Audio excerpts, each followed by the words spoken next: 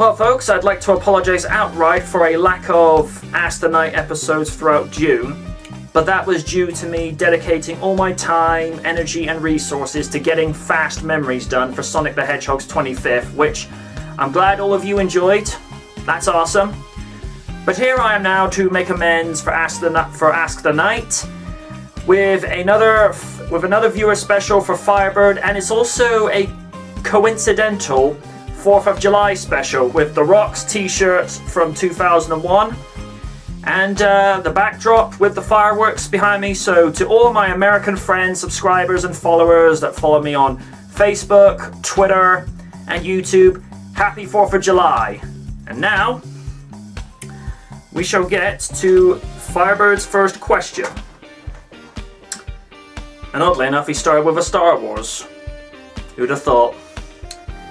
Question 1. Provided the opportunity comes up, do you think Steven Spielberg could or should direct a Star Wars movie? Either episodic title or any film in the spin-off series like Rogue One? That is a real interesting question.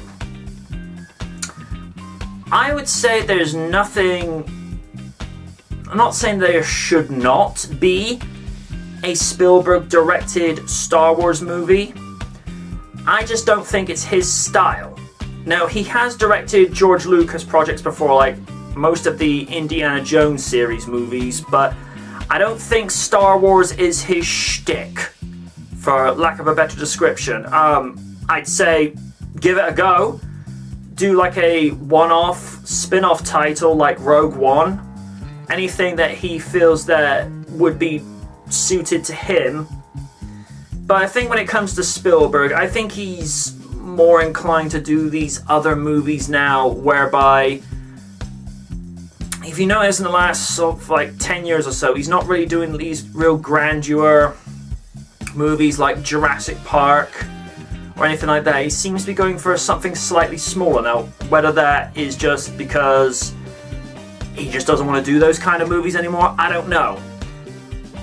I think, for me, give us like a 30-minute preview of what he could do with a Star Wars short, just to see what the man could do. I mean, I'm not saying the man has passed it, but I just don't think it's his style, for lack of a better word. So, I know that's not really answering your question, but Star Wars would be more suited to someone like James Cameron. Now, that would be an interesting prospect. And we get to question 2. Who do you think would win in a fight, Sonic the Hedgehog or Spider-Man?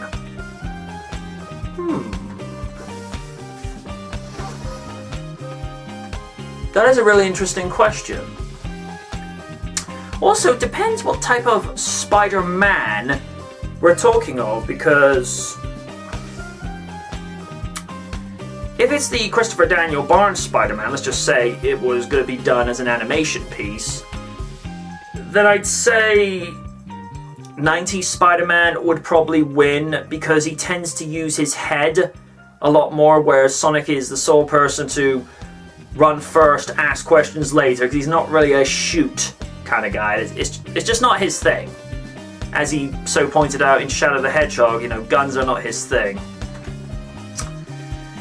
If it was the games version of Sonic the Hedgehog, so anything from Sonic Adventure 1, 2, or Sonic Unleashed, I'd say Sonic would win that, but only by this much, mainly because he uses the environment around him, and he has the speed advantage, which is something, as good as Spidey is with his agility and his powers, I'd say Sonic has the quicker reaction time, but the only way Spidey would beat Sonic is if he, you know, got his webs in quick enough. So,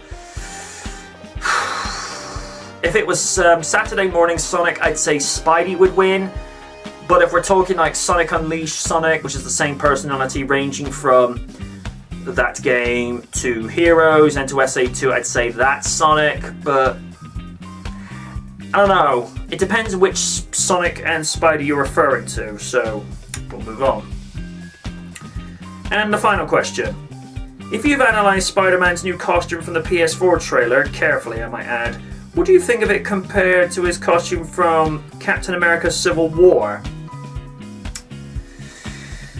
I think this Spidey that they're developing for the PS4, which the graphics and I think they're using mocap based upon, I'm only going by what I've seen with the animation.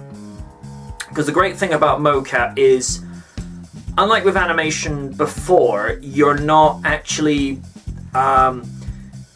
trying to create each move piece by piece on the computer. You're just essentially filming somebody, which those moves are then going to be copied into the computer so that you don't have to teach the computer to actually do those moves. It's already done for you, which saves a lot of time and hassle. I mean, look at the fight between Hulk and Abomination from the 2008 Incredible Hulk. I mean, it's just easier just to do mocap because it's so time consuming. You got to move one wire at a time, because they showed how they have CG characters and creatures moving, because they show in the making of Jurassic Park how they have to move all these wires piece by piece on the computer just to get these movements going, and that's so time consuming.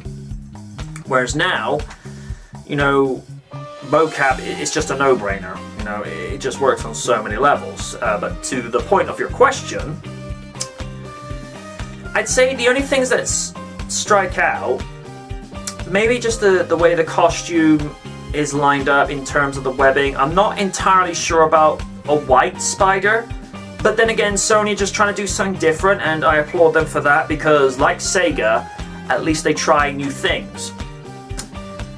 I think the only things that probably might stick out is just the way, like I say, just the way the costume's streamlined and the way it's coloured a little bit, but other than that, I think this is going to be a completely different continuity, which I think works in some ways, because if you have a game series that's doing its own thing and not copying what the movies are doing, then you don't have to go see those movies just to understand what is going on in the games.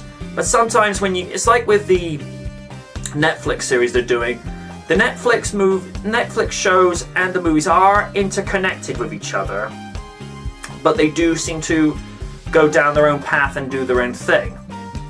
But they're connected in a sense that it has happened, but it's just referenced in the background, which I think, works to a solid degree. But yeah, I'd say the only way it seems similar to Civil War is just the way the costume is coloured and the way the costume's hugging the body, rather than just be like this real constrictor thing when you can't even breathe in the thing. Should ask Britney Spears how she felt about wearing that catsuit and Oops, I Did It Again. I don't know how long it took to get her in said suit, but I'm not even going to repeat some of the things she said in the interview, because not safe for work. And not safe for my YouTube channel either. But yeah, hope that answers your questions, and yeah, that'll do it for this episode. So, you know how this shtick works by now. If you want to leave a question in the comment section below, whether this is on YouTube, dynamicnight.com, Twitter, or my Facebook page, then please do so. But until again, ask again, and happy 4th of July, folks. Happy 4th of July.